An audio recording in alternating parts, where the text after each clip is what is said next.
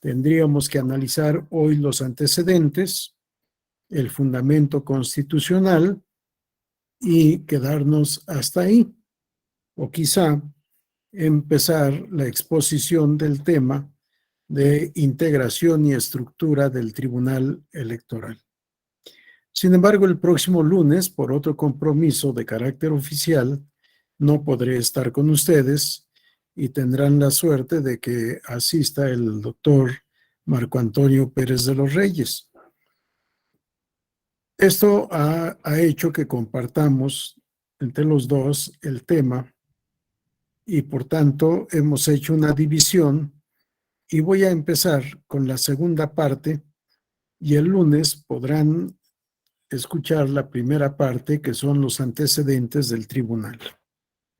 Vamos ahora a dedicarnos fundamentalmente a la estructura, a la integración del Tribunal Electoral del Poder Judicial de la Federación. Sin embargo, no puedo dejar de hacer referencia a un antecedente que es justamente la creación del Tribunal Electoral actual en 1996. Ya escucharán toda la historia de cómo surge en 1987, de cómo se transforma en Tribunal Federal Electoral en 1990 y cómo en 1996 se incorpora al Poder Judicial de la Federación.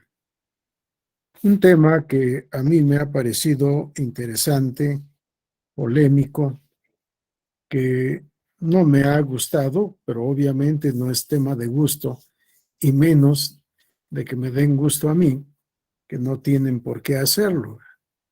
Considero que el Tribunal Electoral debe tener independencia.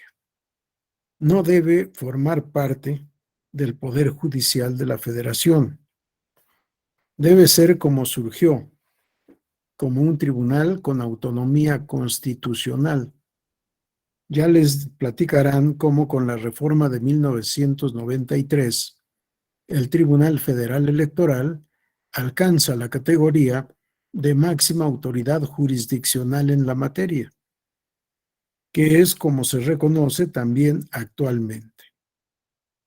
Pero por intereses, por pactos de carácter político, en 1996, por decreto del Poder Revisor Permanente de la Constitución de 21 de agosto, se incorporó al Poder Judicial de la Federación el entonces Tribunal Federal Electoral, asumiendo la denominación que ahora conocemos, Tribunal Electoral del Poder Judicial de la Federación.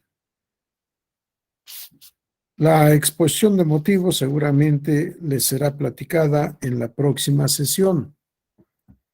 Este decreto de 21 de agosto, expedido por el Poder Revisor Permanente de la Constitución, es sancionado por el presidente de la República el mismo día.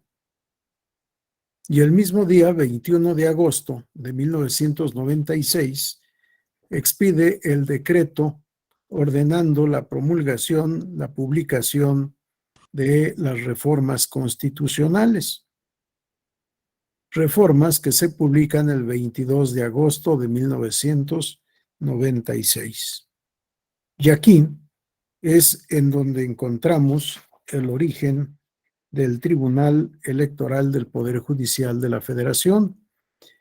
Se reforma el artículo 94 de la Constitución para quedar en su párrafo primero con el texto siguiente.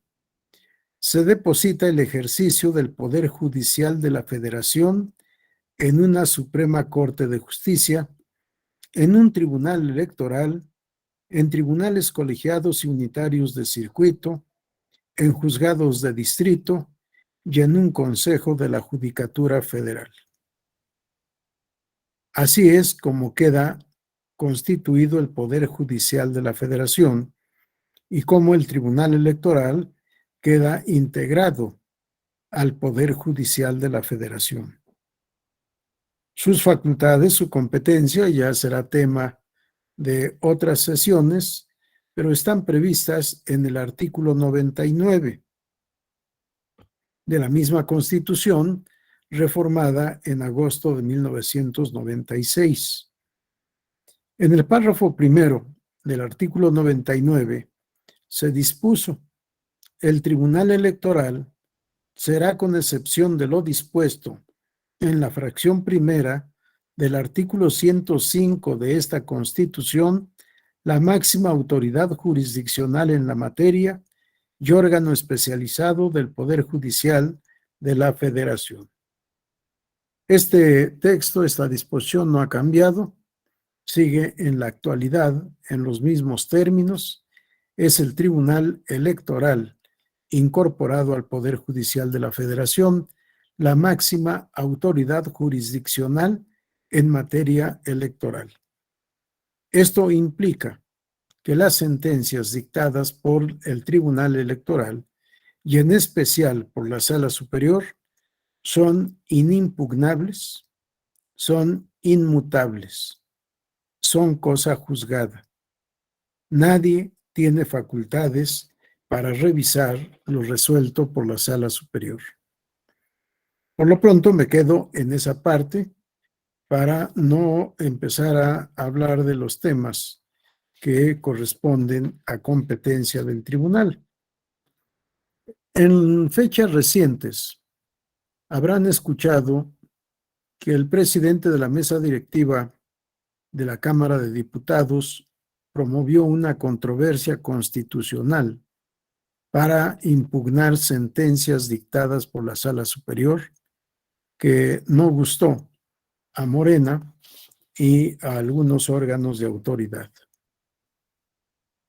Ya fueron desechados, creo que no fue solo una controversia, sino fueron otras impugnaciones más, ya fueron desechadas porque las sentencias de Sala Superior son definitivas e inatacables. Es la máxima autoridad jurisdiccional en materia electoral. No hay más allá. Bien, se incorpora al Poder Judicial, les decía, en 1996, en términos de estos artículos 94 y 99.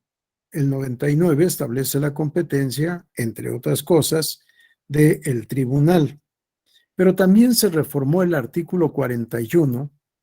Antes de esta reforma de 96, la existencia y competencia del tribunal estaba prevista en el artículo 41. Al artículo 41 se le reforma y se adicionan bases. Y en la base cuarta, el artículo 41 no tiene fracciones. Muchos citan la fracción primera, segunda, tercera, cuarta, etcétera.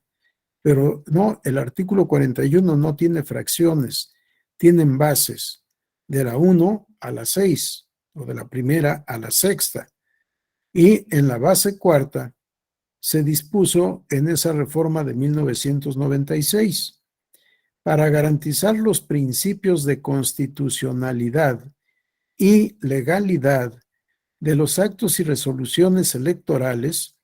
Se establecerá un sistema de medios de impugnación en los términos que señalen esta Constitución y la ley.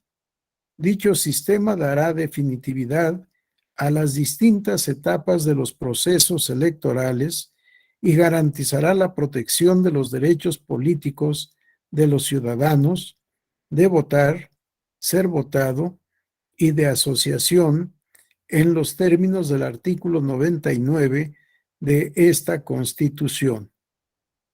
Desde aquí ya quedó enunciada la existencia de un órgano jurisdiccional cuya competencia será resolver esos medios de impugnación previstos para garantizar que todos los actos y resoluciones en materia electoral sean conforme a la Constitución, conforme a la legislación vigente, además de cumplir el principio de definitividad.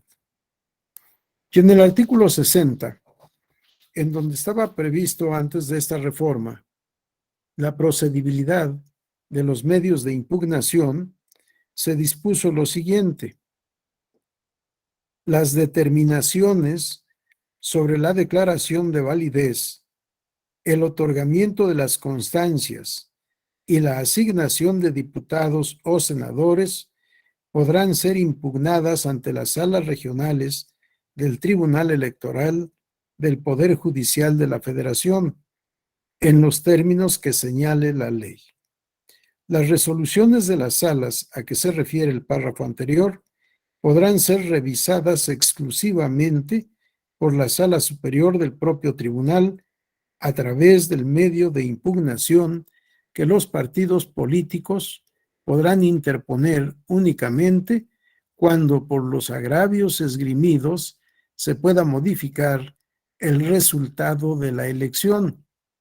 Los fallos de la sala serán definitivos e inatacables. La ley establecerá los presupuestos, requisitos de procedencia y el trámite para este medio de impugnación. Como podemos observar, ya en este artículo 60, sin hacer referencia a toda la estructura, ya nos dice que el Tribunal Electoral del Poder Judicial de la Federación contará con una sala superior y salas regionales. Ya desde aquí empezamos a ver esta estructura orgánica actual del Tribunal Electoral del Poder Judicial de la Federación. En el artículo 99 de este decreto de reformas, se dispuso para el ejercicio de sus atribuciones, párrafo segundo, el tribunal funcionará con una sala superior, así como con salas regionales, y sus sesiones de resolución serán públicas en los términos que determine la ley. Contará con el personal jurídico y administrativo necesario para su adecuado funcionamiento. La sala superior se integrará por 7 magistrados electorales. El presidente del tribunal será elegido por la sala superior de entre sus miembros para ejercer el cargo por 4 años. Vean cómo ya está aquí prevista la estructura, no totalmente acabada, pero ya está prevista la estructura y la integración de este tribunal. Funcionará con una sala superior y con salas regionales. No estableció todavía el poder revisor permanente de la Constitución. ¿Cómo será este funcionamiento? Simplemente dispuso que se integrará con una sala superior y salas regionales. ¿Cuántas? Tampoco nos dice en este apartado el poder revisor permanente de la Constitución cuántas salas regionales serán. Y se establece también que las sesiones de resolución de la sala superior serán públicas en los términos previstos en la ley. Esto para mí ha sido motivo de cuestionamiento.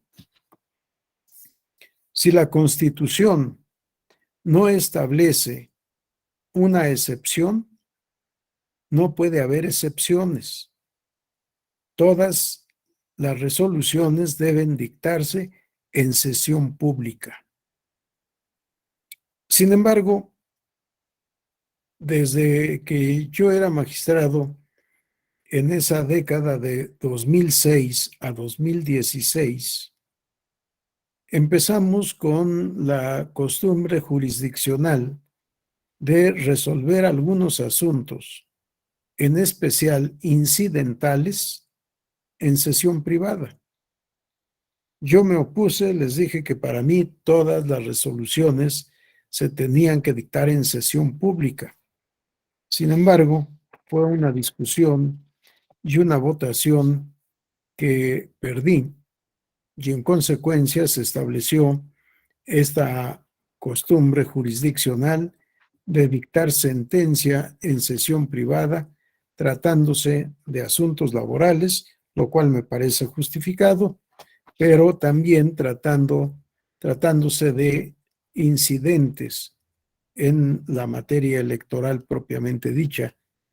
Y creo que tenemos que revisar esta práctica porque no hay fundamento constitucional para la excepción. Bien, ya tenemos en términos de la Constitución parte de la integración del Tribunal Electoral, Sala Superior y salas regionales. Sin embargo, nos falta un órgano sumamente importante, que es la Comisión de Administración del Tribunal Electoral. De acuerdo a este texto, artículo 99 de la Constitución, decreto publicado el 22 de agosto de 1996, se dispuso que la administración, vigilancia y disciplina en el Tribunal Electoral corresponderán en los términos que señale la ley a una comisión del Consejo de la Judicatura Federal, que se integrará por el presidente del Tribunal Electoral, quien lo presidirá, un magistrado electoral de la Sala Superior designado por insaculación y 3 miembros del Consejo de la Judicatura Federal. El tribunal propondrá su presupuesto al presidente de la Suprema Corte de Justicia de la Nación para su inclusión en el proyecto de presupuesto del Poder Judicial de la Federación. Asimismo, el tribunal expedirá su reglamento interno y los acuerdos generales para su adecuado funcionamiento. Sí, la parte importante en cuanto a estructura e integración de los órganos del tribunal es la parte primera de este párrafo que fue en aquel decreto el párrafo séptimo. La administración, vigilancia y disciplina en el tribunal corresponderán, en los términos que señale la ley, a una comisión del Consejo de la Judicatura Federal. Si la Comisión de Administración del Tribunal Electoral es una comisión del Consejo de la Judicatura Federal, si no es un órgano autónomo que forme parte del Tribunal Electoral, sino que es un órgano mixto o híbrido, por llamarle así, que es parte del Consejo de la Judicatura Federal, parte de un órgano importante del Poder Judicial de la Federación. Y tan es así que de 5 integrantes que tiene esta comisión, 3 son consejeros del consejeros del Poder Judicial de la Federación y 2 magistrados de sala superior. Si la mayoría es del Consejo de la Judicatura Federal. El presidente del tribunal que integra esta comisión preside la comisión de administración y el otro magistrado o magistrada que se incorpora a esta comisión es electo por insaculación. No hay votación. Se depositan en una urna las boletas, normalmente es como se hace, boletas con los nombres de los magistrados y magistradas que integran la sala superior, y una vez que se ha hecho esto, se procede a la insaculación, a extraer una papeleta para determinar quién integrará la comisión de administración. Puede ser el nombre de escrito en la primera papeleta que se extraiga, o la segunda o la tercera, según sea el acuerdo de los integrantes de sala superior. No hay disposición expresa en este sentido. ¿Cuántas veces se puede hacer la insaculación? Evidentemente que solo una vez, pero si por alguna razón justificada es necesario repetirla, pues se repetirá el ejercicio para que no haya ninguna duda de quién es o quién es el electo para integrar esta comisión de administración. ¿Alguna pregunta, comentario o duda hasta este momento? No. Salomón, adelante.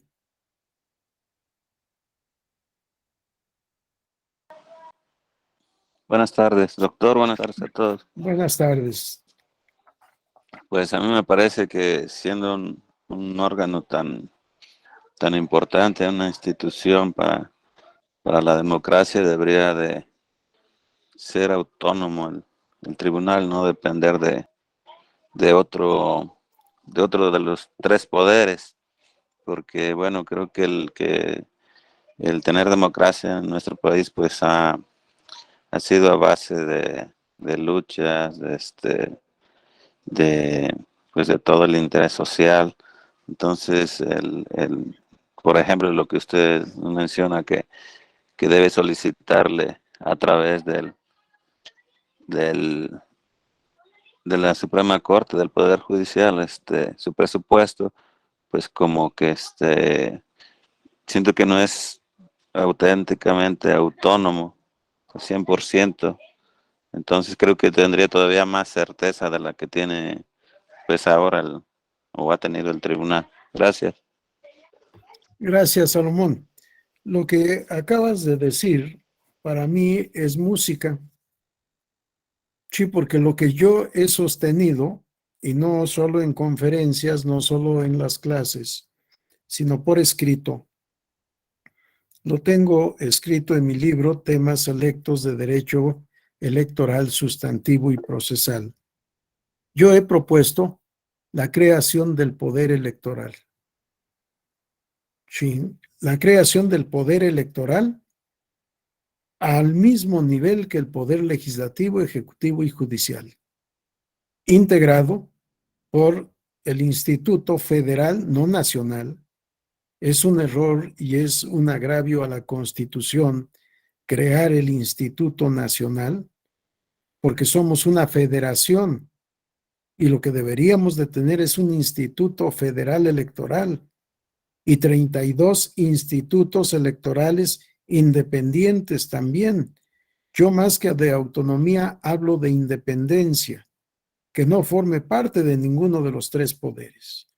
Bien, un instituto federal, un tribunal federal electoral, una procuraduría o fiscalía, como ahora les denominan, para la atención de delitos electorales, no dependiente de la Fiscalía General de la República, sino también con independencia, y a esos tres órganos de autoridad se unirían los partidos políticos y los ciudadanos. Obviamente los ciudadanos como somos, particulares, gobernados, no servidores públicos obviamente, por si alguien pensara en los gastos que se pueden ocasionar. No, ya existe el tribunal, ya existe el instituto, ya existe la fiscalía, o ahora fiscalía especializada dependiendo de la Fiscalía General. ¿Qué es lo que requerimos en mi propuesta? Autonomía constitucional, que no dependan de nadie, como se establecía en el artículo 41 de la Constitución por la reforma de 1993. Los jueces y magistrados electorales, había jueces instructores en el Tribunal Federal Electoral, los jueces y magistrados solo responden al mandato de la ley. ¿Sí? No hay superior jerárquico, de nadie dependen. Por supuesto, están sometidos a todo el régimen de responsabilidades que corresponde a los servidores públicos. Están incluidos todos en el capítulo correspondiente de responsabilidades de la Constitución, que empieza a partir del artículo 108. Si no se trata de crear más burocracia, no se trata de crear más gastos, sino sistematizar y tener un poder electoral. Efectivamente, no vi quién mandó el mensaje, pero por aquí, déjenme ver en dónde está el chat, o me pueden volver a mandar el mensaje que alguien había mandado, porque yo no puedo, o no lo puedo ver, no lo puedo localizar. O Max, si nos puedes leer el mensaje que mandaron por chat.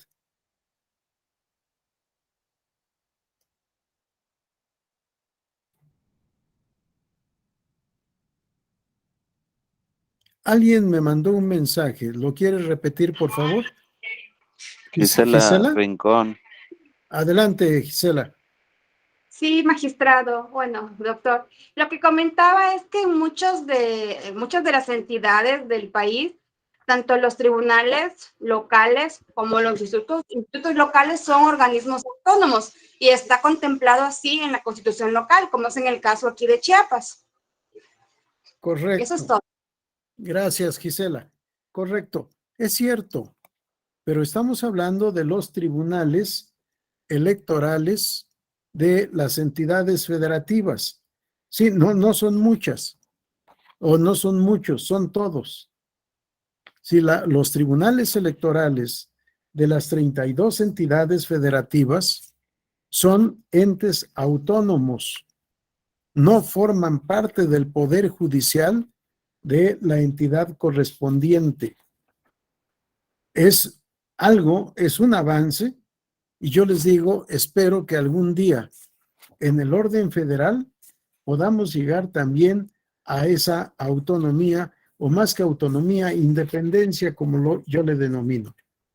Si los tribunales electorales de cada entidad de la República son independientes, no forman parte del poder judicial de su entidad, aunque por supuesto esta disposición o esta calidad de órganos independientes ha generado un problema bastante fuerte, porque los gobernadores no quieren proporcionarles el presupuesto que les corresponde. Y como Congreso del Estado y gobernadores se ponen de acuerdo, pues entonces los tribunales tienen que, perdón la expresión, tienen que suplicar, tienen que mendigar el otorgamiento del presupuesto que requieren para poder funcionar. Y esto me consta, esto lo he visto, lo he leído, lo he escuchado, pero además lo hemos visto en los juicios promovidos por los tribunales en contra de los congresos de los estados, en contra de los gobernadores de las entidades federativas. La Sala Superior, a través del juicio electoral, ha tenido que resolver muchos de estos casos, casi siempre a favor del Congreso. Todavía ahora, en el Congreso de la Ciudad de México, está incumplida la sentencia que ordenó entregarle al Tribunal Electoral de la Ciudad de México lo que le corresponde como presupuesto que había solicitado oportunamente y que no le fue otorgado. Esta realidad, desafortunadamente, se vive en casi todos los estados de la República. Pero hay disposición expresa, no recuerdo el número, si alguien lo tiene en mente, hay disposición expresa en la Ley General de Instituciones y Procedimientos Electorales. Los órganos jurisdiccionales de las entidades federativas no forman parte del Poder Judicial de su entidad. Esto es lo que yo quisiera para la materia federal, que el Tribunal Electoral volviera a ser independiente. Y no es el tema del presupuesto, porque afortunadamente el presupuesto o el proyecto de presupuesto se elabora en el Tribunal Electoral. Es una de las responsabilidades y facultades que tiene el presidente y la comisión de administración. Únicamente se envía al presidente de la Corte para que lo anexe al presupuesto del Consejo de la Judicatura, de la Corte y del resto del Poder Judicial. Y se entrega todo a la Cámara de Diputados, que es la que determina finalmente ese presupuesto para el año siguiente. Sí, pero me parece que lo mejor para la justicia electoral es la independencia del tribunal.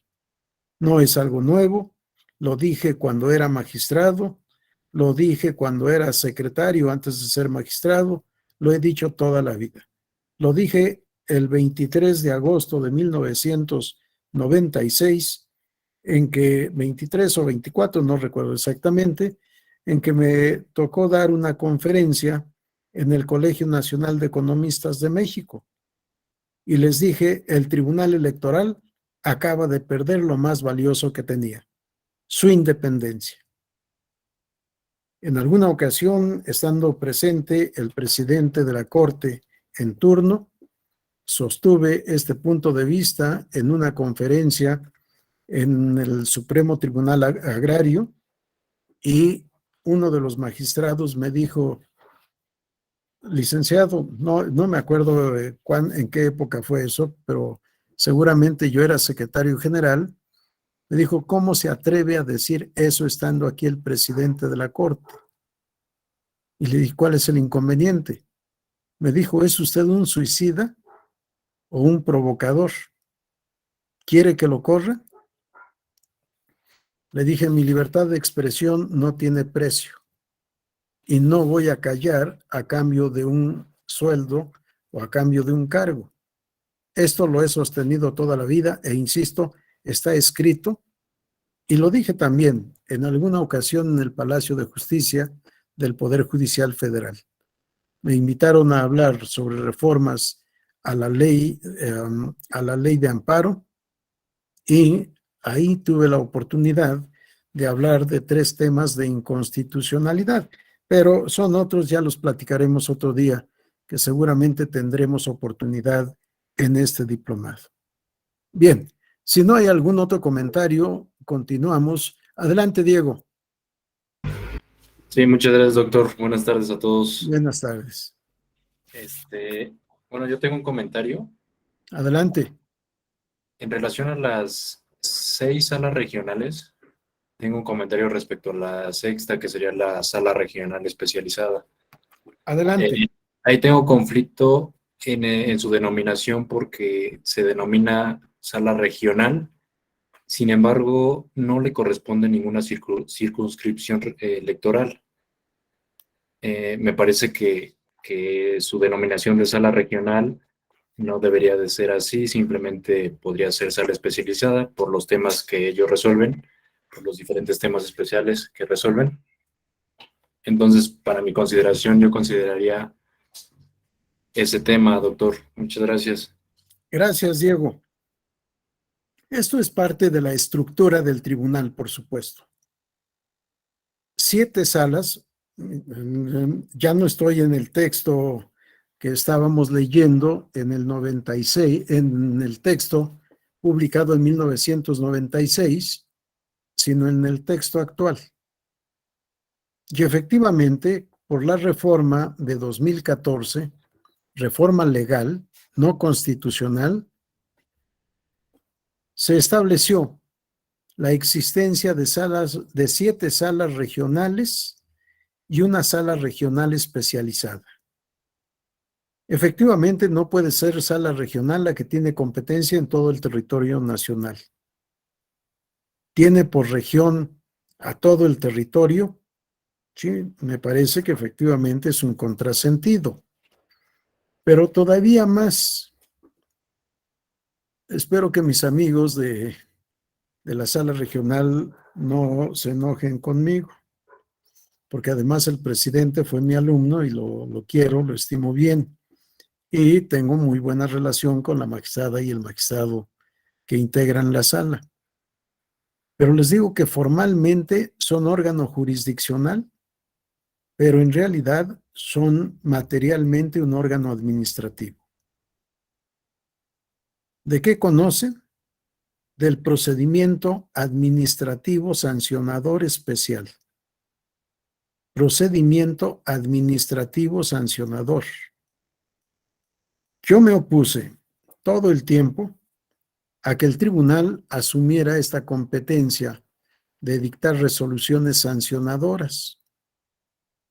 Y para mí, siendo un procedimiento administrativo, debe en su totalidad corresponder a la autoridad administrativa, es decir, al Instituto Nacional Electoral. No solo la tramitación del procedimiento, sino la resolución del procedimiento, para que la impugnación normal, ordinaria, fuera ante la sala especializada. Me parece que la necesidad de una sala especializada es correcta. Claro, todo esto traería también una conformación o una sistematización de toda la materia procesal, aquí sí ya procesal, derivada de procedimientos administrativos sancionadores. Dictada la resolución sancionadora o absolutoria, la que procediera, por la autoridad administrativa, Instituto Federal Electoral, o ahora Nacional Electoral, la impugnación sería ante la sala especializada, en primera instancia, y en segunda instancia ante la sala superior. Si se justifica la existencia de la sala especializada, por supuesto que sí. Son muchos los temas y pudiera no solo ser el tema de sanciones por todo lo que está previsto en la ley y que especialmente es por violación a lo previsto en el artículo 41 y 134 de la Constitución. No únicamente, pero fundamentalmente. Sin embargo, también podría conocer de temas relativos a la fiscalización. Sí, ampliar el ámbito de competencia de la sala especializada. Y efectivamente podría ser solo una sala, no regional, una sala especializada del Tribunal Electoral, con competencia en todo el territorio nacional. Sería interesante.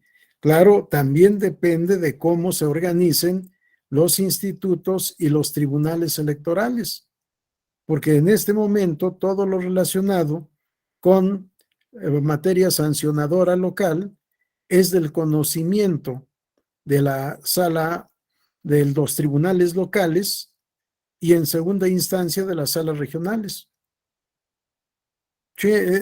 Es un tema en donde tenemos que estudiar con mucho cuidado y, por supuesto, proponer reformas que serían de una gran trascendencia. Gracias por el comentario, Diego. Bien, ¿algún otro comentario? ¿Alguna otra duda, sugerencia, observación, lo que quieran? ¿No?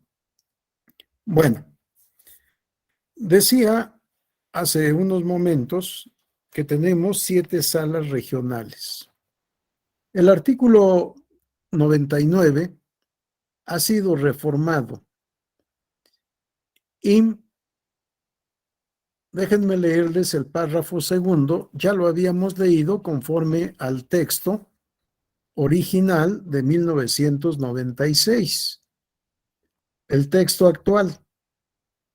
Para el ejercicio de sus atribuciones, el tribunal funcionará en forma permanente con una sala superior y salas regionales. Sus sesiones de resolución serán públicas en los términos que determine la ley, contará con el personal jurídico y administrativo necesario para su adecuado funcionamiento. ¿Alguien advirtió la diferencia entre el texto original y el texto de ahora? Les voy a volver a leer porque es un tema también interesante. El párrafo segundo original, artículo 99.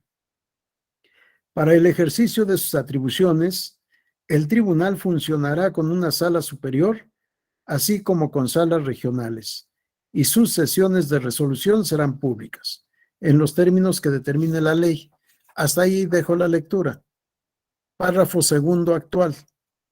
Para el ejercicio de sus atribuciones, el tribunal funcionará en forma permanente con una sala superior y salas regionales.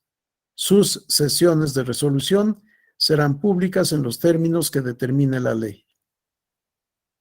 ¿Alguien advirtió la diferencia? Gracias, Francisco. Francisco Ponce. ¿Quieres decirlo en voz alta? ¿Puedes abrir tu micrófono? Ya más o menos voy aprendiendo a utilizar estos secretos de la tecnología, que para mí es tema dificilísimo, pero voy aprendiendo con ustedes. ¿Sí puedes, Francisco, o no puedes abrir tu micrófono? Bueno, nos dice Francisco, la permanencia.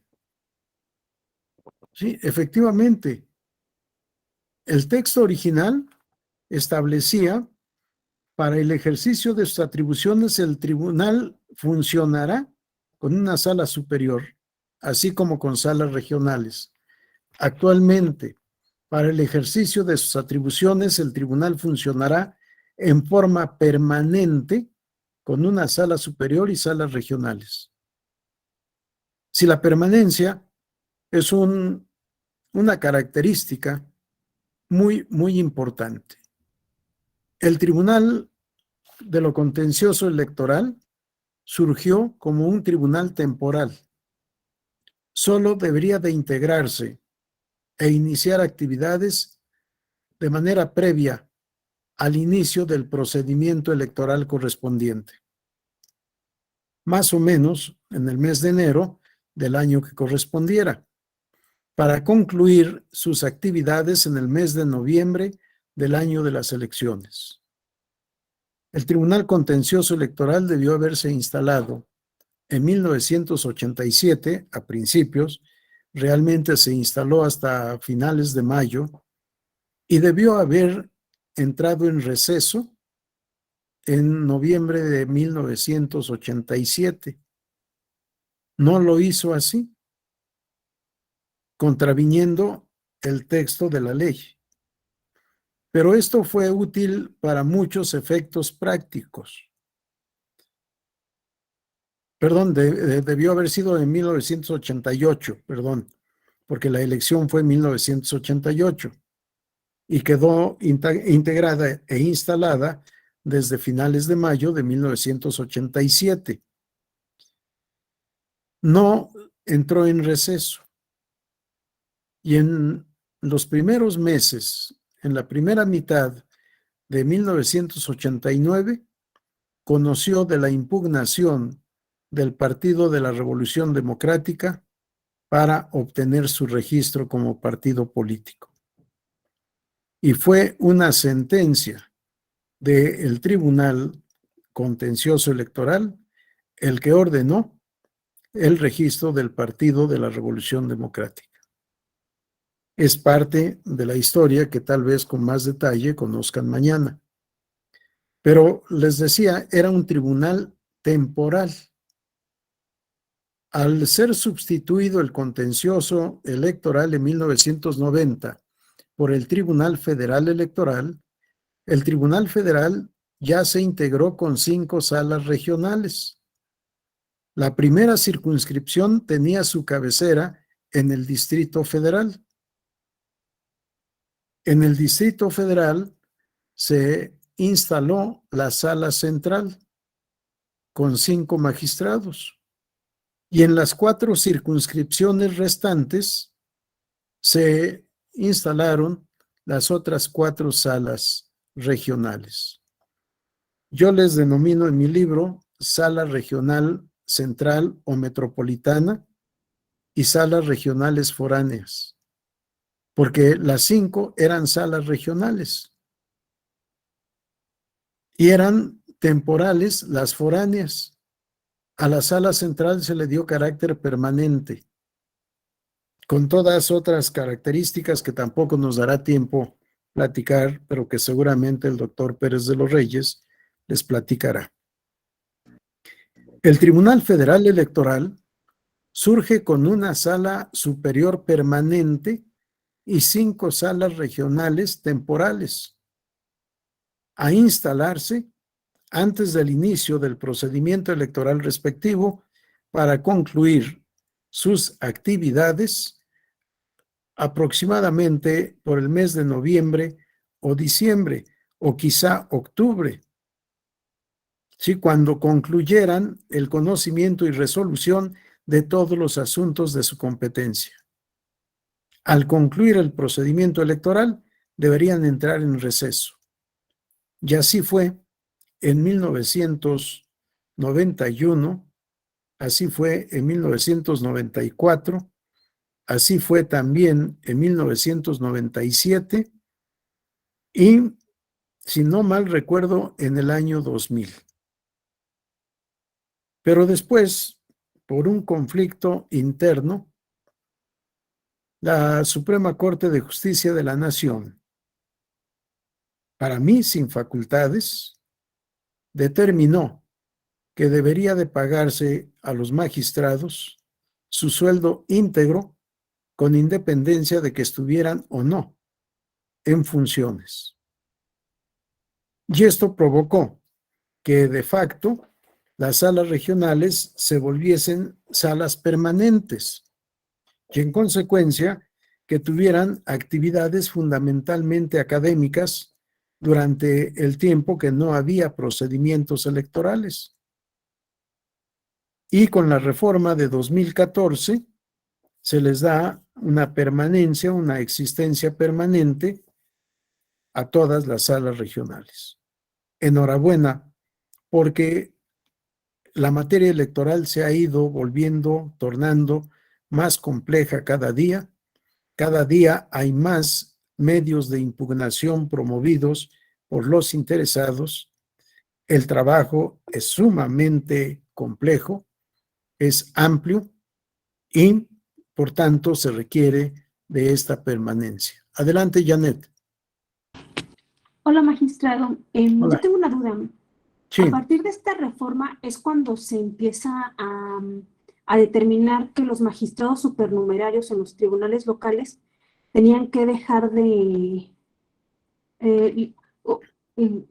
cobrar, algo así por el estilo. Sí. Recuerdo que en Querétaro tuvimos hubo una impugnación porque los magistrados supernumerarios, ellos no asistían, no tenían la competencia para asistir a los tribunales, solamente eran convocados cuando tenía que haber temas de presupuesto, y hubo ahí un relajo con tribunales locales en el sentido de que estos no se les debería de pagar honorarios, puesto que no realizaban funciones electorales, ni de investigación, ni de apoyo a ninguno de las ponencias. Entonces, ahí no sé si entra el supuesto que usted está comentando y si fue a partir de la misma reforma.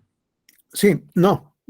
Aquí estábamos en un sistema distinto al que surge a partir de 2014. A partir de 2014 ya no hay magistrados supernumerarios, ni en el Tribunal Federal ni en los tribunales locales. Fue conforme a la ley y a la Constitución de cada estado de la República que integraba su tribunal electoral. Déjenme comentarles el caso de Coahuila. El Tribunal Superior de Justicia del Estado de Coahuila tenía una sala auxiliar a las salas civiles y penales. Conocía de asuntos familiares, de asuntos civiles y de asuntos penales. Y cuando era la época de instalar el tribunal electoral, la sala auxiliar se transformaba en sala administrativa y electoral, sin ninguna preparación previa, sin ninguna capacitación, sin nada. De un día para otro dejaban de resolver asuntos civiles, familiares o penales para entrar al conocimiento de asuntos electorales. En otros tribunales había primera y segunda instancia. Ya había magistrados supernumerarios o denominados de otra manera, no recuerdo en este momento, propietarios y suplentes. Pero dependía de cada constitución y de cada ley. Y lo mismo, la normativa no era uniforme. Había legislaciones, no recuerdo en este momento de qué estado, que exigían a los suplentes o supernumerarios que estuvieran disponibles para entrar en funciones en cualquier momento.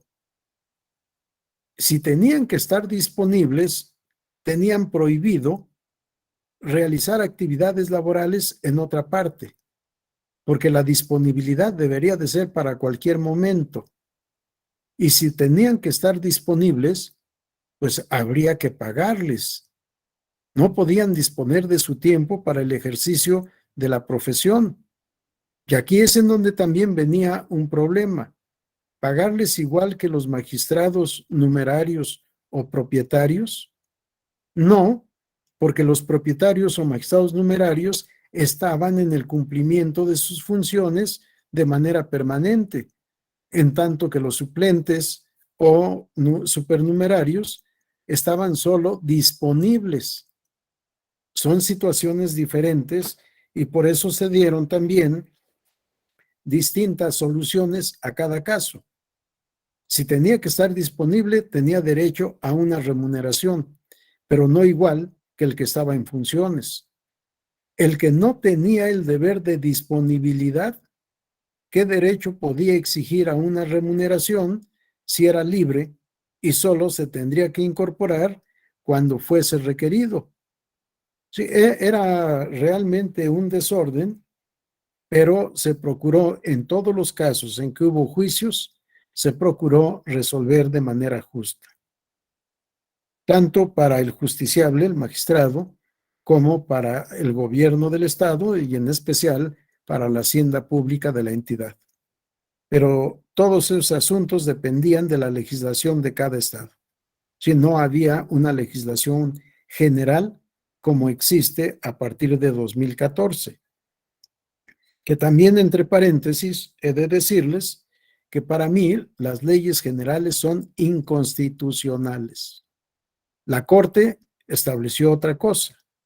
La Corte las declaró constitucionales, con unos argumentos que habrá que leerlos, meditarlos y comentarlos. No voy a entrar tampoco a ese tema. ¿Por qué son inconstitucionales? Porque obligan a la Federación, a los estados y a los municipios. Y no puede haber leyes generales en un país que sea organizado como Estado federal. Las leyes o son federales, o son locales, o son municipales, pero no puede haber leyes generales. Lo dejo también anotado, igualmente lo tengo escrito en mi libro de temas selectos de derecho procesal sustantivo, derecho electoral sustantivo y procesal. Bueno, vamos a dejar estos temas. Pero antes, déjenme también leerles el párrafo tercero, ya leímos el párrafo segundo del artículo 99 sobre este funcionamiento permanente de sala superior y salas regionales. El párrafo tercero. La sala superior se integrará por 7 magistrados electorales. El presidente del tribunal será elegido por la sala superior de entre sus miembros para ejercer el cargo por 4 años. ¿Sí? 7 magistrados, obviamente, ahora no hemos tenido reforma en este artículo, pero ahora se dice magistradas y magistrados, y algunas cosas más. Pero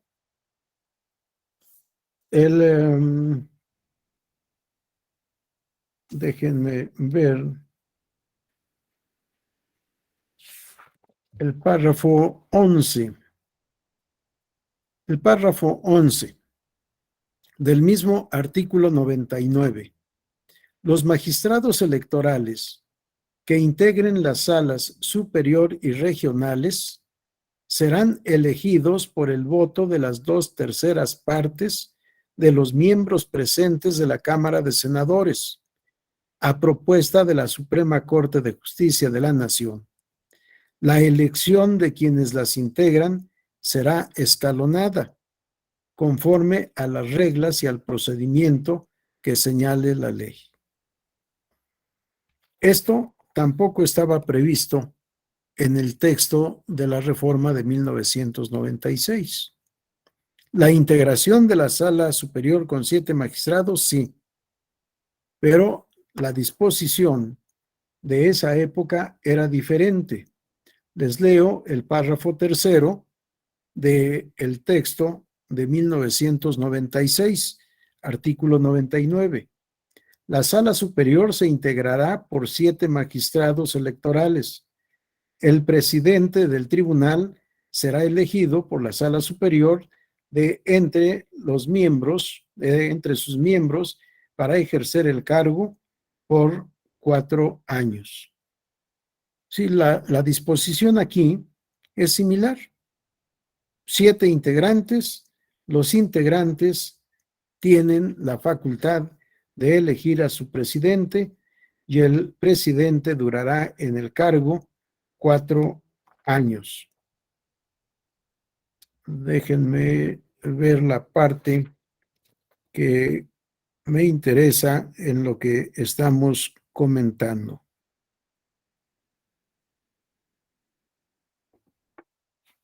Aquí está. Los magistrados electorales que integren la sala superior, párrafo 8 del texto original del 1996, los magistrados electorales que integren la sala superior y las regionales serán elegidos por el voto de las 2/3 partes de los miembros presentes de la Cámara de Senadores o en sus recesos por la comisión permanente. Sí, actualmente la comisión permanente ya no tiene esta facultad, a propuesta de la Suprema Corte de Justicia de la Nación. La ley señalará las reglas y el procedimiento correspondiente. Sí. Los magistrados son electos por una mayoría calificada de los integrantes de la Cámara de Senadores. 2/3 partes de los votos a favor. Si el candidato o los candidatos, ninguno alcanza esta mayoría calificada, no puede ser designado magistrado. La propuesta la hace la Suprema Corte de Justicia de la Nación. Es un procedimiento interesante. La Suprema Corte publica una convocatoria, se inscriben todos los que consideran que reúnen los requisitos. La Suprema Corte, por conducto de sus órganos correspondientes, revisa que se cumplan todos los requisitos. En algunos casos hace requerimiento para subsanar omisiones o errores. En otros casos no, depende de la convocatoria respectiva. Pide la comparecencia ante el Pleno de todos los que considera reúnen los requisitos, selecciona a los que considera que pueden ser aptos para la magistratura, se lleva a cabo una comparecencia y finalmente la Suprema Corte integra ternas para proponer a quienes serán magistrados. La propuesta siempre es en terna. 3 candidatos para cada cargo a ocupar. Nunca he sabido la motivación y fundamentación del voto de los señores ministros y de las señoras ministras. Lo único que vemos es la comparecencia de los interesados seleccionados previamente y luego la votación. Yo nunca he escuchado, me tocó ese procedimiento también, nunca he escuchado por qué uno tiene 11 votos, por qué alguien tiene 6, por qué uno no alcanza sino 1 o 2 votos. Es un secreto en un procedimiento público. Yo he propuesto que no sea la Suprema Corte la que proponga a los candidatos a los cargos de magistrado electoral. Mi propuesta es una convocatoria abierta, convocatoria a todos los abogados de la República que reúnan los requisitos para ser magistrados. Que haya un procedimiento administrativo de revisión para poder constatar que el aspirante que compareció reúne los requisitos constitucionales y legales previstos para ocupar el cargo. El que no haya cumplido no tiene oportunidad de requerimiento, salvo que haya manifestado la razón por la cual no está cumpliendo un requisito y que sea atendible la justificación que da, para darle la oportunidad de subsanar el error o la omisión. Pero abogado que no lee la convocatoria con cuidado y no es capaz de presentar lo que se requiere en la convocatoria, no tiene derecho a la candidatura. Esa es parte, o ese es uno de los aspectos de la rigidez con la que yo califico muchas cosas. Si no soy capaz de entender la convocatoria y de cumplir lo que se está pidiendo, ¿cómo puedo ser capaz de analizar un caso concreto controvertido y dictar sentencia? Dice el refrán popular que el buen juez por su casa empieza. Bueno, una vez revisada la satisfacción de los requisitos constitucional y legalmente previstos, que todos los candidatos que satisfacen los requisitos sean sometidos a examen de conocimientos por un comité académico asesor de la Cámara de Senadores, integrado por los mejores especialistas de la República, emergentes fundamentalmente de las escuelas y facultades de Derecho del país. Se trata de un examen de conocimientos. Los que saben pueden ser sometidos a un examen psicométrico. Creo que nos ayudaría mucho también. Y una vez que hemos seleccionado a los mejores, entregar la lista a la comisión correspondiente de la Cámara de Senadores para que proponga las ternas a el Pleno del Senado. El Pleno con toda la facultad de poder hurgar, poder revisar expedientes y exámenes inclusive, y designar a los idóneos, a los que considere idóneos. No me preocupa el sistema que ha sido criticado, denominado de cuotas y cuates. ¿Por qué? Porque creo que es justificada la representación proporcional de los partidos políticos en las cámaras. Y según su fuerza electoral, puede justificar la presentación de determinados candidatos o la escogitación de determinadas personas para ocupar la magistratura correspondiente. Morena, te tocan tantos, PRI, tantos, PRD, en fin, a todos. ¿Por qué? Porque ya tenemos la certeza de que la lista de todos los que están en esta son capaces profesional y psicológicamente para ocupar el cargo. Incluso hasta aceptaría yo la designación por insaculación. ¿Por qué? Porque todos son capaces, todos son aptos para ocupar el cargo. Entonces, vayamos a la insaculación. Y para evitar complicaciones, pues una urna o una tómbola con nombres de hombres y una urna o una tómbola con nombres de mujeres, para cumplir lo que ahora denominamos el principio de paridad en todo. Uno y una, o una y uno. Y, por supuesto, también el principio que actualmente está en boga de mayoría de mujeres si el número de integrantes es impar. Si son 3, si son 5, si son 7, bueno, que sean 4 mujeres, 3 mujeres o 2 mujeres en cada caso, a menos de que no hayan participado mujeres, cosa que no creo posible en el país. Y más aún ahora, en que las escuelas y facultades de derecho tienen un porcentaje más alto de mujeres que de hombres. Que además, en la estadística mundial y nacional, son más las mujeres que los hombres.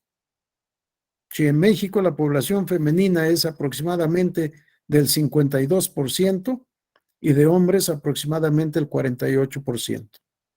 Así que hasta aritméticamente se justifica que haya más mujeres que hombres.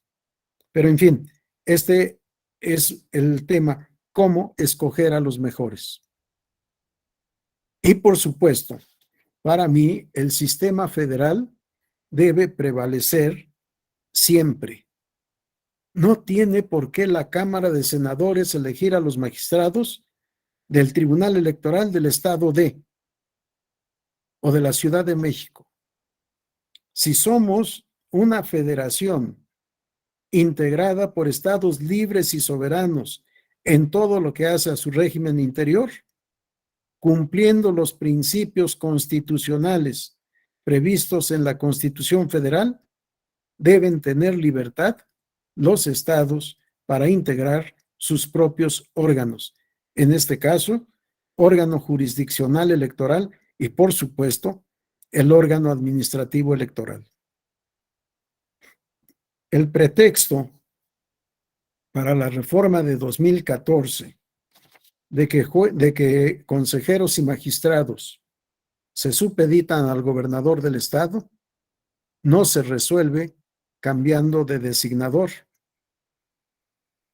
Perdónenme la expresión vulgar que se utiliza. Solo se cambia la correa de transmisión. ¿Con quién guardan agradecimiento los que son designados? Pues con quien los designó. No, yo sostengo, y también lo tengo por escrito, fue sobre todo en un curso que di a ministros y magistrados de la República del Salvador, el juez debe ser ingrato. No tiene por qué guardar gratitud a quien lo designó. Debe ser un ente imparcial, objetivo. Debe dictar sentencia conforme proceda en derecho, no según lo que pida quien lo designó, que es lo que motivó la reforma de 2014 para otorgar al Instituto Nacional Electoral la facultad de designar consejeros electorales de las entidades federativas en lugar del Congreso del Estado, que le otorgó a la Cámara de Senadores la facultad de designar a magistrados electorales locales en lugar del Congreso del Estado. Para mí, el Congreso local es el que debe designar a los magistrados electorales locales y a los consejeros electorales locales. Con un procedimiento transparente, yo hablo de principio de publicidad, no de transparencia, con una publicidad total de todo el procedimiento, que todo mundo sepa quiénes son los aspirantes, quiénes son los candidatos, quiénes son los designados y por qué se les designó. Debe haber una motivación y fundamentación de los designados para poderle decir a la sociedad que ellos fueron electos por tales razones. Pero ya que hablamos de requisitos, vamos también a la propia Constitución para poder leer cuáles son los requisitos que deben cumplir los magistrados, los aspirantes a magistrados electorales. Les voy a leer ya no el texto anterior por el transcurso de los minutos, sino el texto actual, el párrafo 12º de el artículo 99 constitucional. Los magistrados electorales que integren la sala superior deberán satisfacer los requisitos que establezca la ley, que no podrán ser menores a los que se exigen para ser ministro de la Suprema Corte de Justicia de la Nación. Si los requisitos para ser magistrado de sala superior son más que los requisitos exigidos para ser ministro de la Suprema Corte de Justicia de la Nación. Uno de estos requisitos adicionales es que el candidato a magistrado electoral debe saber derecho electoral. A ningún candidato a ministro se le pregunta si es perito en materia jurídica en todas las materias, o cuando menos en las materias competencia de la sala a la cual va a ser adscrito, porque se trate de suplir al que falta, o si se trata de designar a la integración completa, bueno, tendrían que saber de todo porque no sabemos a qué sala se les va a adscribir. O si se les adscribe desde origen a una sala, pues deben de ser especialistas cuando menos en esas materias. ¿Cuántas materias tendrían que saber? Sí, este requisito no existe para los ministros. Aspirante a magistrado electoral que no sepa derecho electoral no puede ser designado. Aunque, por supuesto, en la práctica vemos varios casos en los que pues este requisito queda en entredicho. ¿Por qué? Porque nunca hemos escuchado una comparecencia de alguien a quien le hayan hecho preguntas sobre derecho electoral. Y en la Cámara de Senadores tampoco. ¿Los señores senadores saben derecho electoral? Pues si son líderes políticos, si son lo que sean, no son especialistas en materia electoral. Por eso yo hablo de un comité académico que examine a los aspirantes. Un comité académico integrado por especialistas en materia electoral. De derecho, fundamentalmente. Pudiera haber también de ciencia política. Serios, conocedores de la materia. Bueno, sí, para ser magistrado electoral se deben reunir más requisitos que para ser ministro de la Corte. Y les decía, entre otros requisitos, saber derecho electoral. Pero también, en determinado tiempo, hacia atrás, no haber sido dirigente de partido político, no haber sido postulado candidato, menos haber ocupado un cargo de representación popular y tener, por supuesto, credencial para votar y estar en la lista nominal de electores. Nunca he escuchado que a un candidato a ministro se le exijan estos requisitos. Es más, ¿cuántos políticos, no en el tiempo presente, en décadas pasadas, han ido de la política a la Suprema Corte de Justicia de la Nación? Se platica una anécdota de don Mariano Azuela, no el que se acaba de retirar, sino de su padre, que era abogado litigante. Lo designaron ministro de la Suprema Corte de Justicia de la Nación. Y dice la anécdota, no sé si sea cierto o no, pero es un ejemplo de lo que les quiero decir. En la anécdota se dice que cuando fue designado ministro de la Suprema Corte, dejó de ir a la cantina de su preferencia, la Ópera, que está en 5 de Mayo, cerca del Zócalo. Y un día que el capitán de meseros lo encuentra por el Zócalo, le dice: señor licenciado, lo extrañamos, ya no va usted a la Ópera. Y el ministro les dijo: es que me designaron ministro de la Suprema Corte de Justicia de la Nación. Y por respeto a la Corte, ya no voy a la cantina, a ninguna cantina. Pasado el tiempo, el señor ministro deja el cargo, no sé si lo concluyó o no, deja el cargo y lo eligen diputado. Y el capitán, en la anécdota, lo vuelve a encontrar y le dice: señor licenciado, ya no es usted ministro, ahora es diputado y tampoco va a la Ópera. Y le dijo: efectivamente, soy diputado y no voy a la Ópera por respeto a la cantina. Sí, cómo los políticos dejaban el cargo político y ocupaban el cargo de ministros, o dejaban el cargo de ministros para ir a ocupar cargos de representación popular. No, esto está prohibido en la legislación actual. Eres político, dedícate a la política. Tuvimos una experiencia en 1991, un magistrado de la Sala Regional Jalapa, que al dejar el cargo, hay elecciones en su estado y lo eligen diputado. Y obviamente renuncia a la magistratura.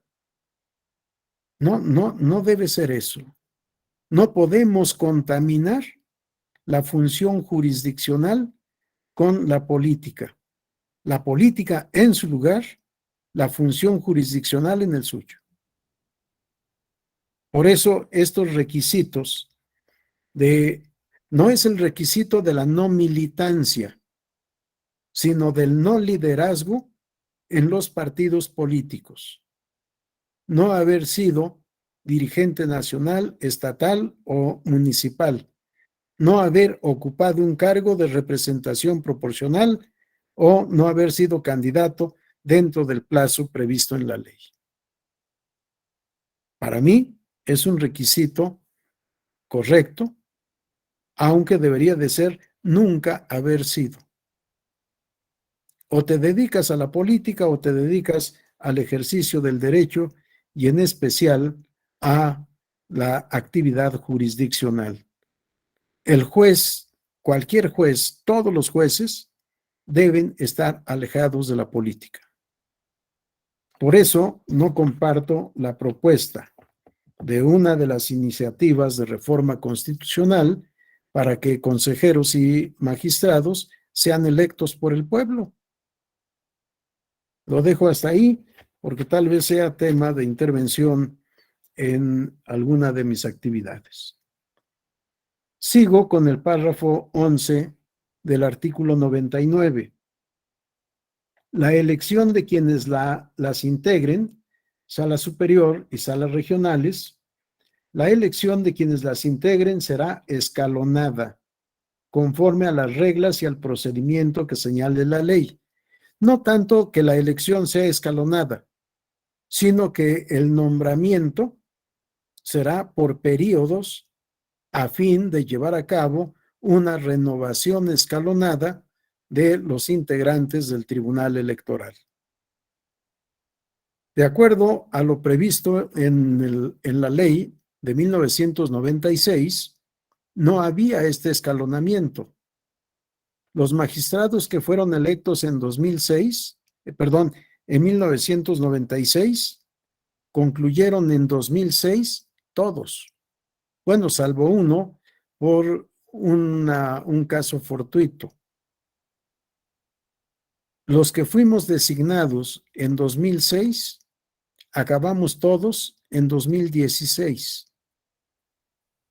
Viene una renovación total. Y lo que denominan vulgarmente la curva de aprendizaje es bastante difícil. En mi caso particular, yo llevaba toda la vida, desde 1978, he estado en los tribunales. Pero en el Tribunal Electoral empecé en 1987 como secretario de Estudio y Cuenta.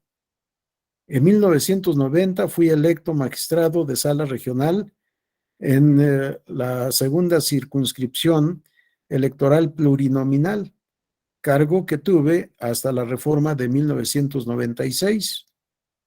En 1996 no logré obtener una magistratura, pero me invitaron a ser secretario general del tribunal y fui secretario general por 10 años. Cuando me designaron magistrado de sala superior, pues yo llevaba más de 20 años de experiencia en la materia. Y otros magistrados, igual, magistrados de carrera. Pero hubo quienes no tenían experiencia en la materia jurisdiccional. Y esto, por supuesto, se refleja en el trabajo jurisdiccional. Y es lo que llevó a la reforma para la designación escalonada a partir de la siguiente generación a la nuestra. Esta reforma es de 2014. A partir de 2016, la designación escalonada. ¿Cuántos por 9 años? Porque además cambió. En la primera y segunda generación de magistrados, el nombramiento era para 10 años. Ahora el nombramiento máximo es de 9 años y en sala superior es un plazo improrrogable, es un nombramiento que no se puede repetir. Es por única vez. Para mí es incorrecto.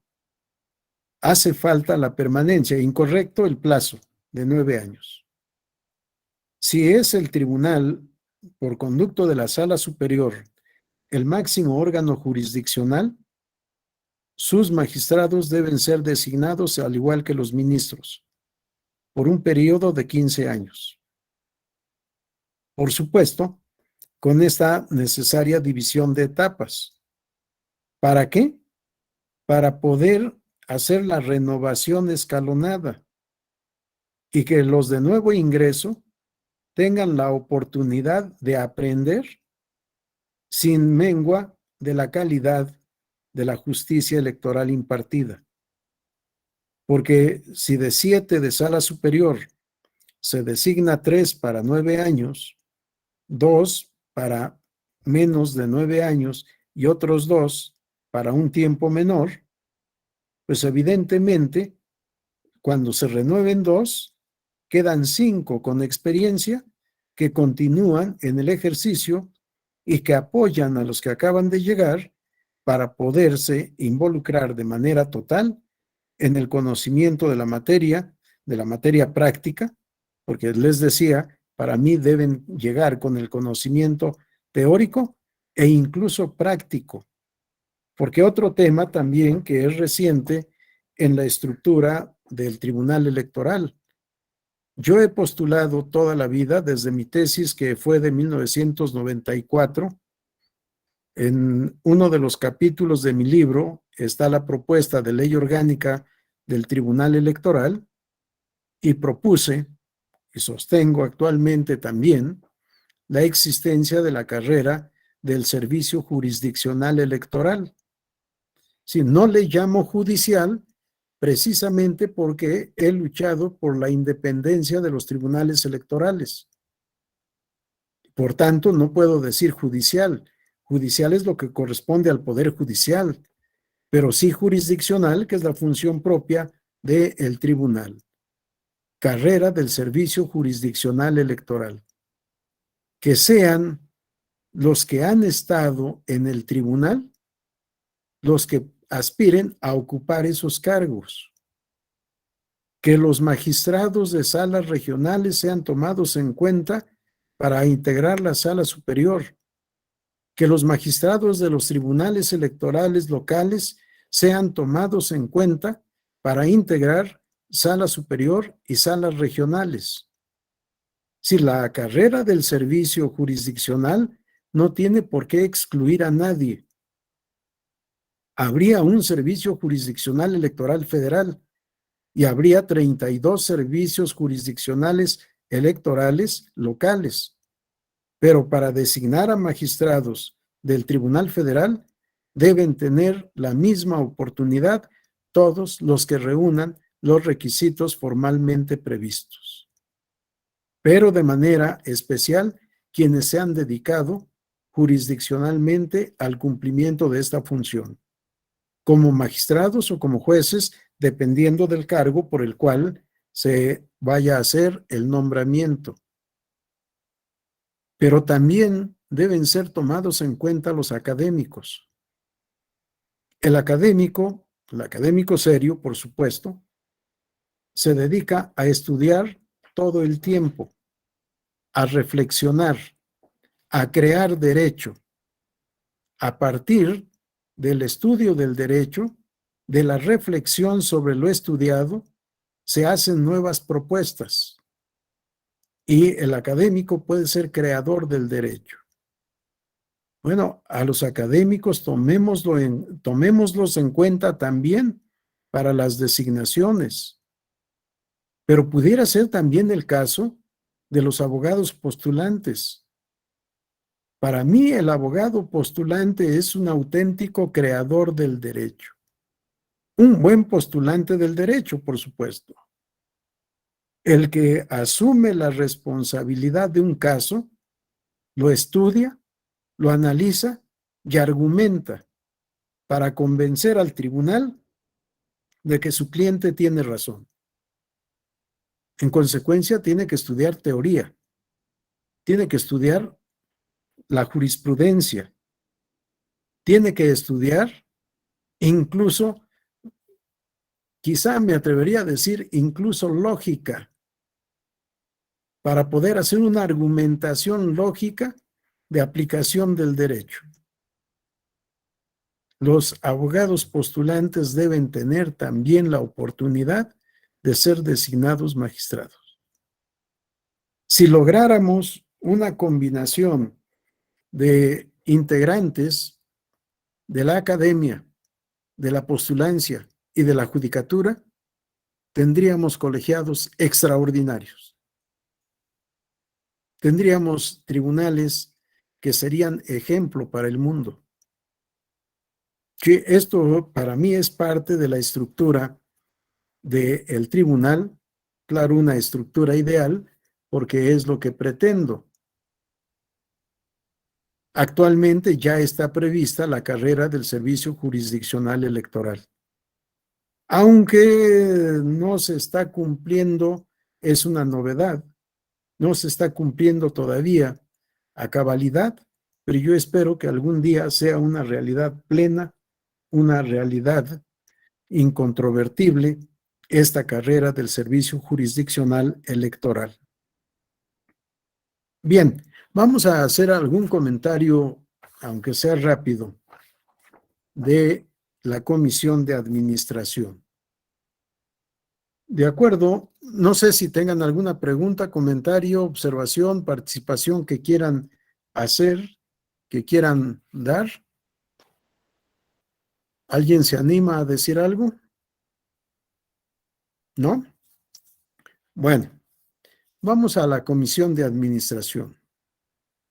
De acuerdo a la Constitución, la administración, vigilancia y disciplina en el Tribunal Electoral corresponderán, en los términos que señale la ley, a una comisión del Consejo de la Judicatura Federal, que se integrará por el presidente del Tribunal Electoral, quien la presidirá.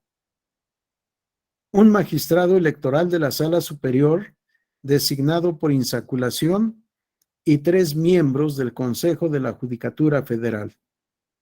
El tribunal propondrá su presupuesto al presidente de la Suprema Corte de Justicia de la Nación para su inclusión en el proyecto de presupuesto del Poder Judicial de la Federación. Asimismo, el tribunal expedirá su reglamento interno y los acuerdos generales para su adecuado funcionamiento. Bien, solo por lo que decía alguno de ustedes,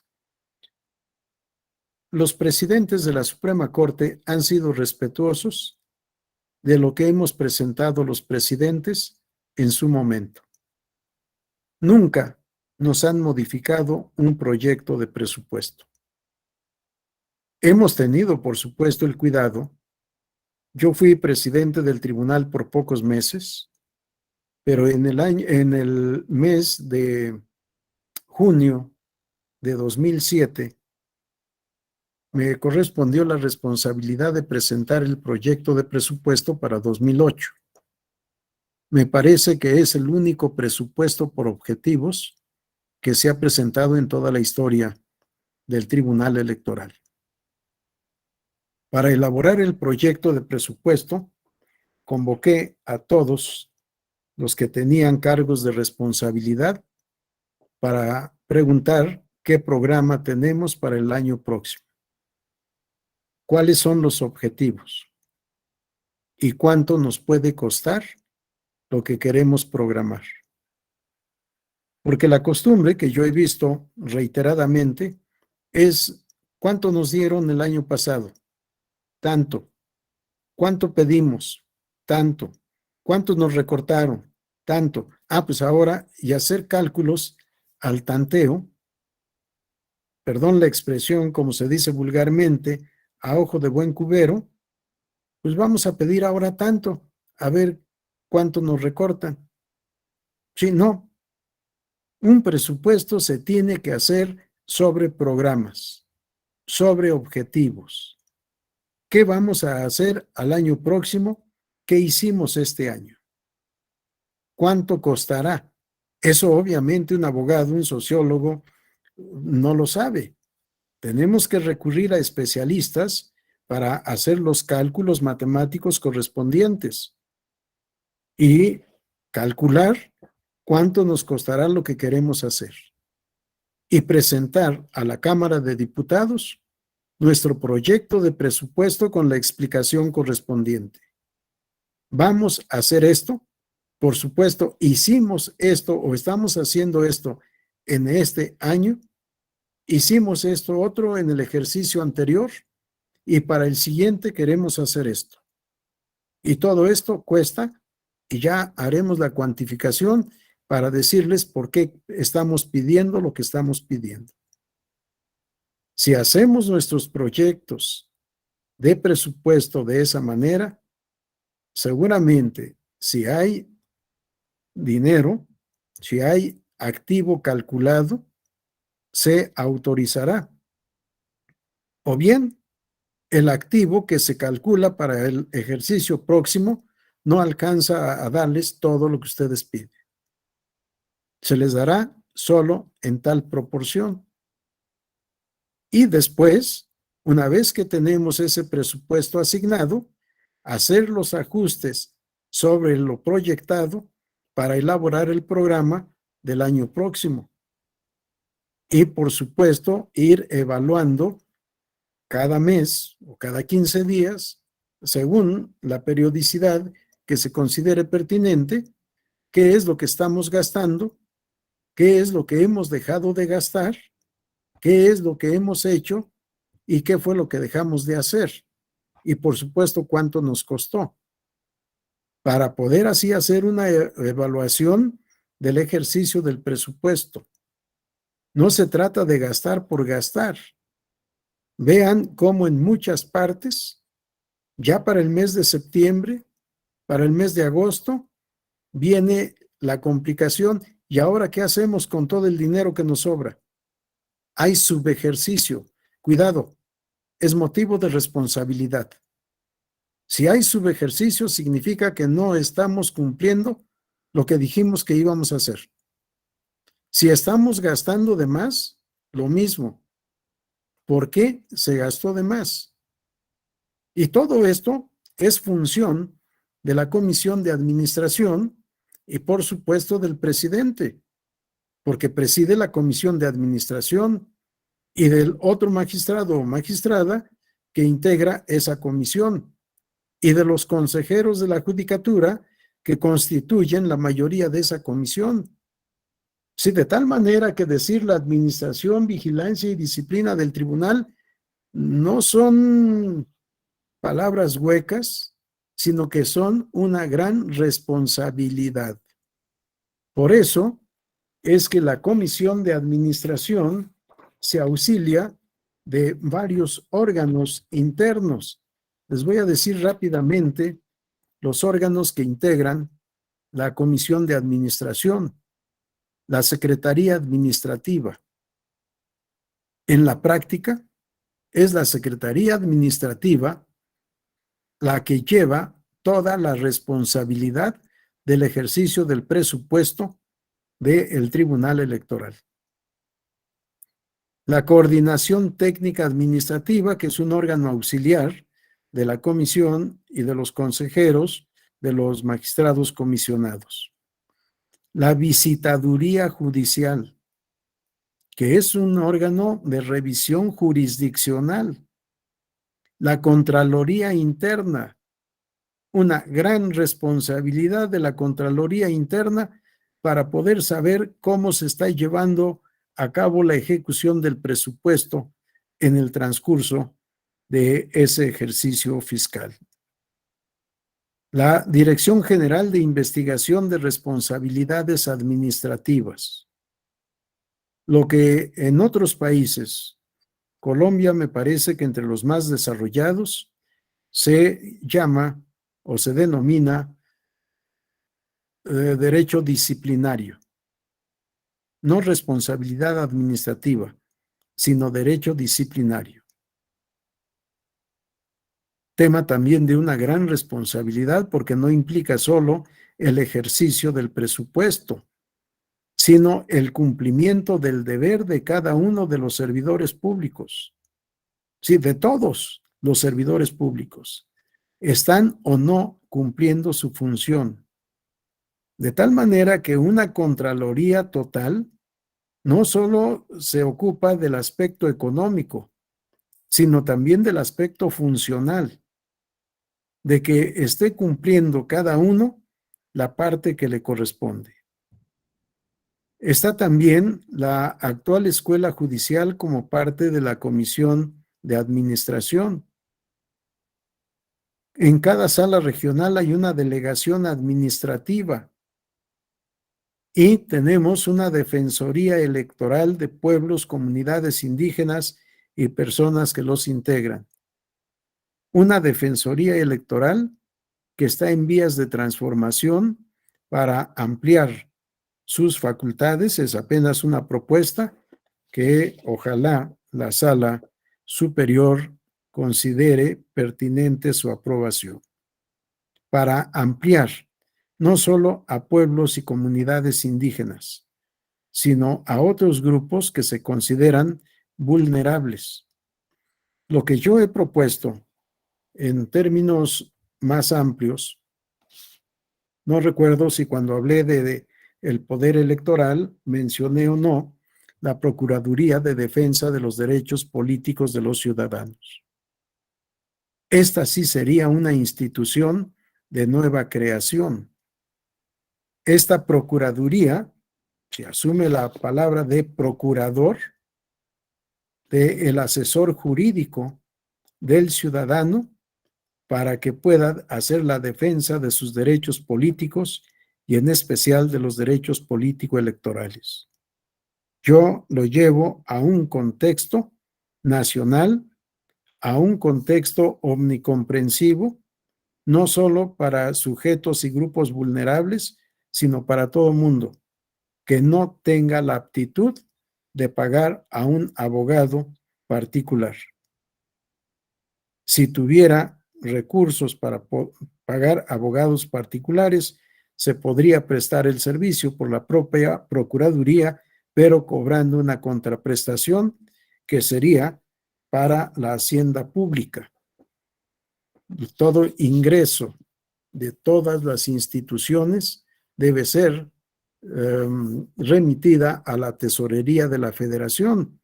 Debe ser un ingreso para el Estado y no para la entidad que obtiene ese ingreso. Este es otro tema también de importancia, pero que no nos da más tiempo comentar. Sí, la Defensoría Electoral de Pueblos y Comunidades Indígenas que actualmente tenemos. Y también tiene la Comisión de Administración, un comité de adquisiciones, arrendamientos, prestación de servicios y obra pública, un comité de desincorporación de bienes y un comité para la implementación del sistema de control interno y de mejora continua. Y actualmente tenemos en el tribunal una comisión de fortalecimiento institucional. Revisar la estructura del tribunal, la actuación de los integrantes del tribunal para poder hacer propuestas de mejoría en beneficio de los justiciables. La Sala Superior y el tribunal en general cuentan con una Secretaría General de Acuerdos. La Secretaría General de Acuerdos prevista en la Ley Orgánica del Poder Judicial de la Federación no es Secretaría General de la Sala Superior, es Secretaría General del Tribunal Electoral del Poder Judicial de la Federación, un cargo de mucha responsabilidad. El secretario o secretaria general tiene el apoyo de un subsecretario o subsecretaria general de acuerdos. Depende de la Secretaría General la Unidad de Estadística e Información Jurisdiccional, la Unidad de Vinculación con Salas Regionales. Tiene además una oficialía de partes, una oficina de actuarios y actuarias, u oficina de actuaría, como se le denomina, y un archivo jurisdiccional.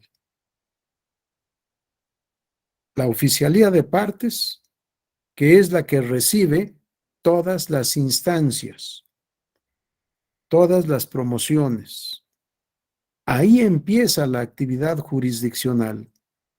Cuando el justiciable llega a la ventanilla a presentar su demanda, en el caso nuestro es ante la autoridad responsable y el que llega es el enviado de la autoridad responsable con el expediente. Con eso inicia la función jurisdiccional. Una actividad sumamente importante.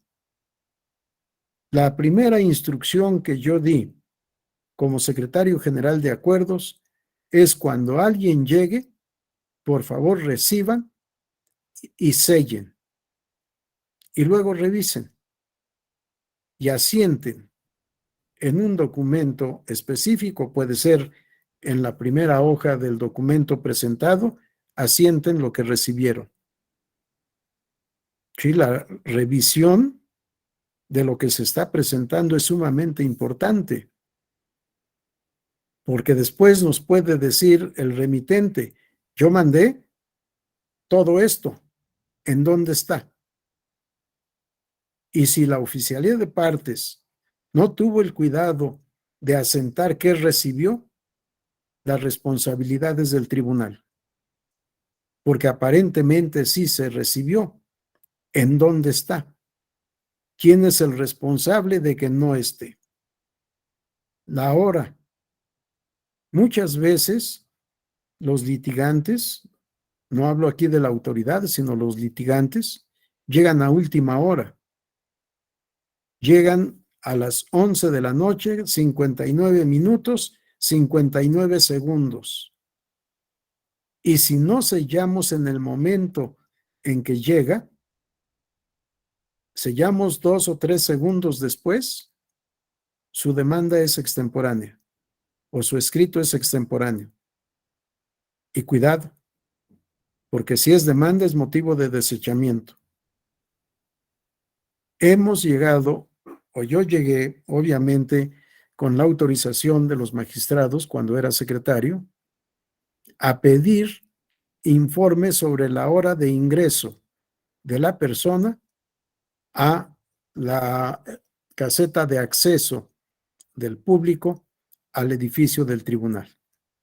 Porque muchas veces el argumento era, me detuvieron, me tomaron fotografía, me pidieron credencial, que firmara el libro de visitas, etcétera, y ahí me tardaron 10 minutos, por eso llegué tarde. Si es el caso, efectivamente llegó a tiempo, no es culpa de él, debió haber llegado con toda oportunidad, pero finalmente llegó dentro del plazo.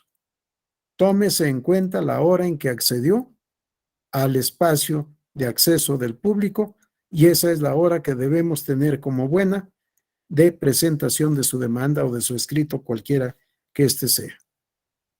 El archivo. Cuando fui secretario general le dije a los titulares, porque fue más de uno sucesivamente, por supuesto, no quiero un archivo muerto, quiero un archivo vivo. Es decir, concluido el juicio o recurso, hacer un estudio y un dictamen. ¿De qué trató ese asunto? Y por supuesto, en notas ejecutivas, breves, para que cualquiera que quiera saber se le pueda informar qué es lo que hay en el archivo. Y esto sobre todo para los académicos. Hay académicos que preguntan, oiga, hubo un asunto, parece ser de candidato no registrado, pero no tengo más información. Si buscamos en el catálogo candidato no registrado, podremos encontrar lo que quiere el interesado.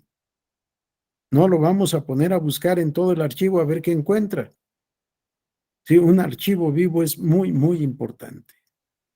En fin, todas las áreas que forman parte del Tribunal Electoral tienen sus propias funciones, tienen sus responsabilidades, tienen, por supuesto, el personal a veces insuficiente, pero tenemos que trabajar con lo que tengamos. Si la estructura del tribunal es importantísima, nos llevaría un curso completo poder analizar la estructura completa desde la Constitución, por supuesto, la Ley Orgánica del Poder Judicial de la Federación y el reglamento interno del Tribunal Electoral para poder conocer todas estas minucias. Minucias en cuanto a particularidades, no que les falte importancia. Todas las áreas del tribunal tienen una función importante que llevar a cabo. Yo les decía, como presidente, que todas las áreas del tribunal son como las piezas de un reloj. La pieza que falle hace fallar a todo el aparato. Inutiliza el reloj. Así que todos tenemos que hacer la parte que nos corresponde. No hay partes más o menos importantes. Todas son importantes. Si una de las piezas de esta estructura no funciona, el todo no funcionará o funcionará deficientemente en agravio de los justiciables, en agravio del sistema. Les agradezco mucho su atención. Si hay algún comentario, alguna duda, alguna pregunta, nos quedan 4 minutos. Adelante.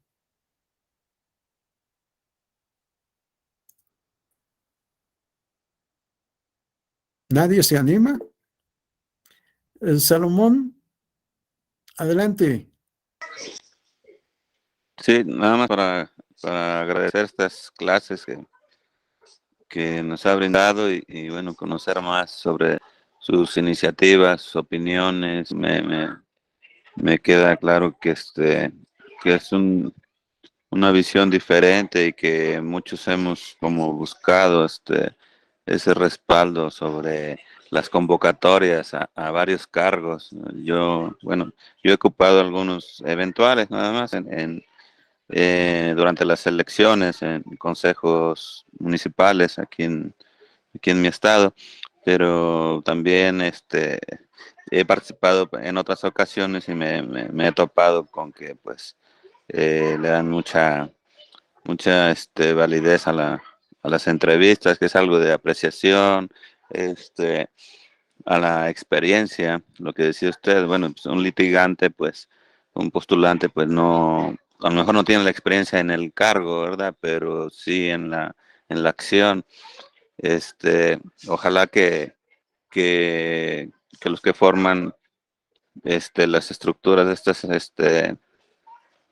institutos, pues pudieran tomar en cuenta esto que usted nos dice, que fuera algo más parejo. Ya para terminar, recuerdo que en algunas ocasiones donde he participado para un cargo, pues he sacado una calificación pues más alta, el doble, digamos, pero no me he topado con que pues alguien que no ha tenido a lo mejor la calificación aprobatoria, pues sigue en el proceso y pues resulta ya después de la entrevista pues que esa persona quedó elegida. Entonces me parece que sí deberían de tomar sus iniciativas, doctor, y gracias por estas clases. Gracias, Salomón, por tus comentarios. Gracias por tu generosidad en cuanto a mi participación, pero efectivamente se ha vuelto un valladar esa entrevista, porque se le ha dado un valor que no tiene o que no debe tener y se cometen muchas injusticias. Janet, adelante. Yo coincido mucho con usted respecto de lo que se pretende hacer en la reforma electoral. Los órganos autónomos y creo que todas las instituciones no son perfectas, creo que tienen muchas áreas de oportunidad. Sin embargo, eso no tendría que ameritar el desaparecer a estos órganos estatales. Antes bien, creo que una forma quizás de fortalecer a tribunales como OPLES tiene que ver más con la iniciativa que hay al interior de esas instituciones para ser más progresistas en cuanto a la emisión de sus resultados en sus resoluciones o incluso en las actividades administrativas que pueden hacer algunos OPLES. Sí hay creo que en el tiempo que he estado dentro de tribunales, sí creo que se ha dejado de cierta manera de observar algunos lineamientos más progresistas, pero bien lo dijo Ferrajoli, ¿no? En los sistemas constitucionales, cuando hablamos de una progresión en derechos humanos o una progresión en estos derechos político-electorales, podemos encontrarnos ante el problema de no tener la voluntad para poder aprender o poder aplicar nuevas disposiciones, pero también tiene que ver a veces con la falta de la forma en la que se está capacitando al personal. A mí me gusta mucho tomar estos cursos con el Tribunal Electoral porque creo que incentivan mucho no solamente a los postulantes, a los que trabajan al interior de los tribunales, sino que contribuyen a que a veces esas estructuras en las instituciones empiecen a caminar, pero pues no solamente basta con las áreas de capacitación, ¿no? Sino a veces también con los propios magistrados o incluso con el propio ciudadano que ejerce alguna acción, como usted lo mencionaba en su teoría procesal, ¿no? Que ejerce una acción de estos órganos. Así que coincido totalmente con usted. Yo también no estoy de acuerdo con la reforma electoral, pero veamos qué pasa. Y muchas gracias por su ponencia. Gracias, Yaneli. Muy amable. ¿Alguien más quiere decir algo? Bien, si no tenemos más participación, una disculpa, son las 7:02, no me di cuenta en el transcurso de estos últimos 5 minutos. Espero que no tengan ustedes otra actividad que requiriera tanta puntualidad. Les agradezco su presencia y seguramente nos estaremos viendo en otras sesiones. Gracias, Maurilio, también por tus palabras. Que tengan feliz fin de semana. Gracias por su atención y estaremos viéndonos en otras sesiones. Muchas gracias, doctor. Hasta luego. Buenas noches. O Excelente. Hasta tardes. luego, gracias. Hasta luego. Hasta luego. Gracias. Hasta luego, magistrado. Adiós. Que les vaya bien. Gracias. Adiós. Hasta luego.